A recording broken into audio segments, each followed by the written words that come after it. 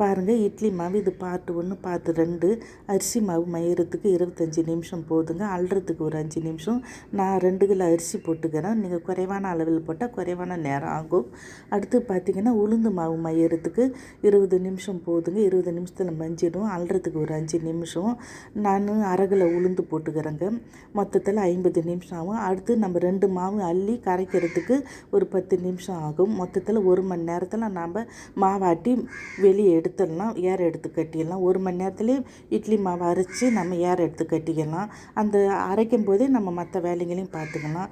அடுத்து பார்த்திங்கன்னா நான் அரிசி மாவு மைய தான் அரைச்சி எடுத்துக்குவேன். இட்லியும் சூப்பராக வரும், தோசையும் சூப்பராக வரும்.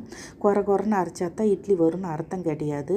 நம்ம சரியான அளவு போட்டால் எப்படி அரைச்சாலும் இட்லி சூப்பராக வருங்க. பாருங்கள், நான் இட்லி மாவு 2 விதமாக பிரிச்சுக்கிறேன். இன்னி நைட்டுக்கு ஊற்றுறதுக்கு உப்பு போட்டு கரைச்சிக்கிறேன். உப்பு போட்டு கரைச்சா சீக்கிரம் புளிக்கும்.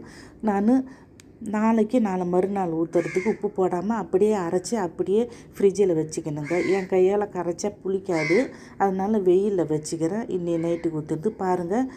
12:30க்கு கரைச்சி வச்சேன். 6:45 புளிச்சு ஊற்றிடுச்சு பாருங்கள். வெயிலில் வச்சதுக்கு நான் ரேஷன் அரிசி மட்டுமே தாங்க கலப்பேன், வேறு எதுவுமே போட மாட்டேன். தோசை பொன்னிறமாக வர வெந்தயம் மட்டும் போடுவேன். மற்றபடி வேறு எதுவுமே கலக்க மாட்டேன். இட்லி சூப்பராக இருக்குது பாருங்கள். சப்ஸ்கிரைப்